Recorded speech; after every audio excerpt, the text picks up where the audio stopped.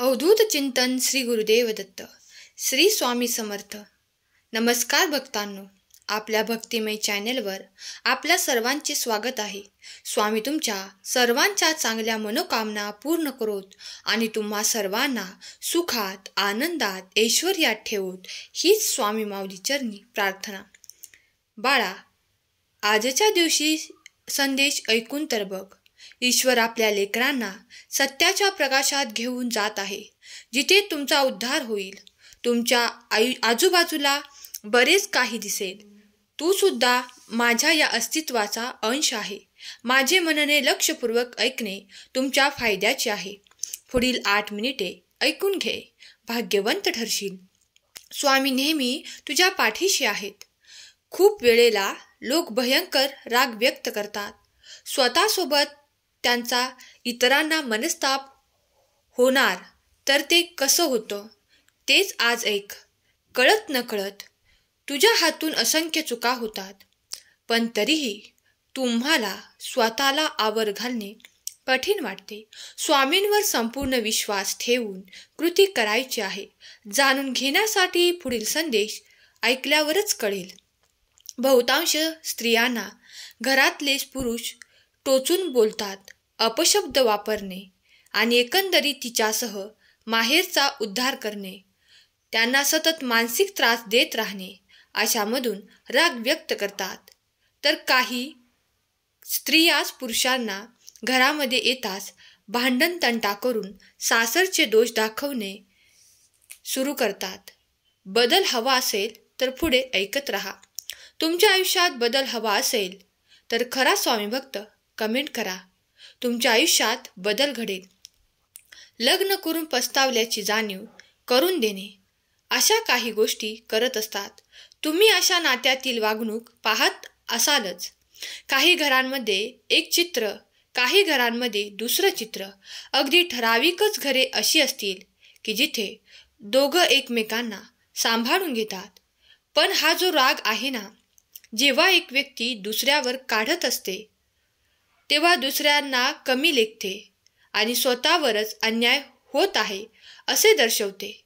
त्यामुळे नंतर असे म्हणूच नका की मला राग करायचा नव्हता, मला चिडायचं नव्हतं, पण मला राग आला. हाच राग जेव्हा तुम्ही कामावर असता तेव्हा तुमच्यासमोर तुमचे वरिष्ठ अधिकारी असतात, त्यांच्यावर तुम्ही राग काढू शकता का? दुर्लक्ष न करता पुढे ऐकत राहायचे आहे. तर नाहीच काढू शकत, कारण येथे तुमची बाजू कमजोर असते. आदर हा वाटला नाही तरी द्यावाच लागतो. म्हणजे दुसऱ्याच्या कमजोरीचा फायदा घेऊन स्वतःला सिद्ध करणे हे कोणत्याही स्त्री किंवा पुरुषांनी थांबवले पाहिजे. स्वामींचा आशीर्वाद प्राप्त करून घेण्यासाठी तुम्हाला स्वामींवर विश्वास असेल तर आत्ताच चॅनेलला सबस्क्राईब करून लाईक कर आणि श्री स्वामी समर्थ कमेंट कर आणि स्वामी कुटुंबात सहभागी हो. एकमेकांना समजण्याची भावना तयार होते, तेव्हाच राग आपोआप लोप पावतो. या गोष्टी कठीण वाटतात तरी साधनेत असलेल्या सत्संगी माणसाला ते जमतेच. अगदी तसंच तुला समोर जे वाढलं आहे ते अमृतच आहे. त्याचा गोडवा ओठावर येऊ द्या. बाळा, प्रत्येक सूर्योदयाला श्री स्वामी समर्थ ध्यान कर. तुमच्या यशस्वी जीवनासाठी योजना तयार केली जात आहे. जे जे घडते आहे ती स्वामींची इच्छा म्हणून स्वीकार करायची आहे. स्वामी आपली प्रार्थना ऐकतात. त्याच क्षणी त्यांच्या दिव्य नियोजनानुसार तुमच्या आयुष्यात चमत्कार घडेल. पुढच्या मिनिटात तुम्हाला चमत्कारिक गोष्टी लक्षात येतील. कुटुंबातील कोणी व्यक्ती जर आपल्याच व्यक्तीबद्दल मागून पिना मारत असेल, इतरांना सांगत असेल, त्याला वाटते कुणालाही समजणार नाही, पण आमच्याकडून काहीही दृष्टीआड होत नाही. सगळ्या गोष्टी माझ्यापर्यंत पोहोचतातच. टोचून बोलणारे, कमीपणा दाखवणारे, हिणवणारे प्रत्येक वळणावर भेटतीलच.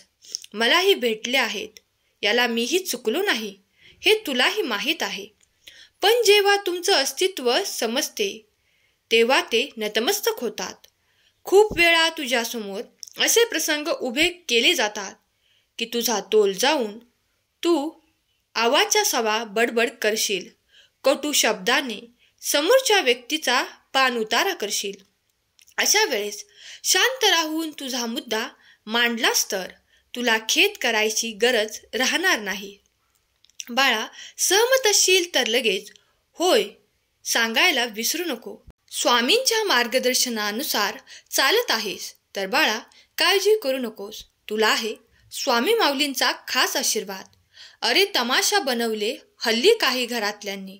तुमचे आपापसातले भांडण चव्हाट्यावर येऊन पोचले आहेत. स्वतःच आपल्या माणसांची किंमत करायची, त्यांची उणीधुणी काढायची, हे कदापि योग्य नाही. एवढा वेळ तरी कसा मिळतो?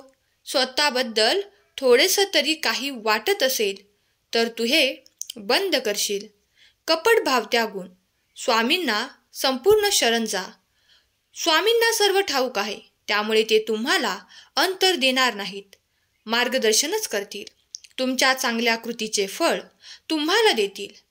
या संवादानंतर तुमच्यामध्ये बदल होणार असेल तर तुम्हाला सरप्राईज गिफ्ट मिळेल. स्वतःचं सर्व जपायचं, दुसऱ्याचं कसं लुबाडायचं ह्या बाबतीत जर तुझी विचारसरणी धावत असेल ना, तर त्याला आधी कुंपण घाल. हे जे मुळात वाईट विचार आहेत ते तुझ्याच अंगणात निवडुंगाचं रोप लावत आहेत. हा संदेश पुढे परिवारात शेअर कर. कुणाच्या वाईट विचारानं तुमचं काहीच वाईट होणार नाही, कारण करता आणि करविता तुमच्या पाठीशी उभा आहे. तुझ्यासाठी काय जास्त चांगले आहे, योग्य आहे आणि जे तुझे आहे ते तुझ्यापर्यंत पोहोचतंच. जर का तुम्हाला ही गोष्ट पटत असेल तर तुम्ही स्वामी कुटुंबात सहभागी व्हाल. त्यासाठी होणारे जे कष्ट आहेत तो तुझा एकमेव मार्ग आहे आणि त्या मार्गातील तू खरा उतरलास तर सगळं काही सोपं आहे.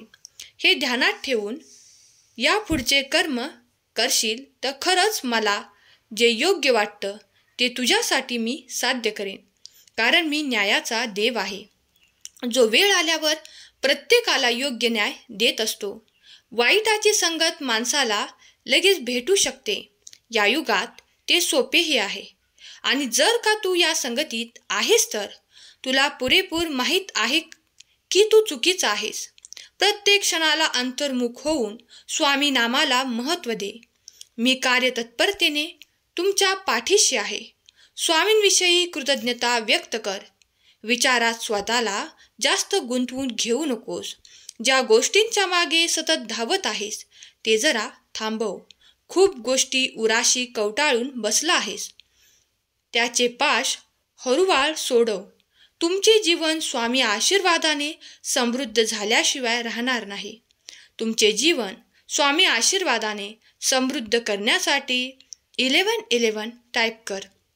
यापुढे तुला जे धडे गिरवायचे आहेत त्याची प्रचिती तू आता घेतली आहेस, ते उत्कृष्टपणे निभावून घे.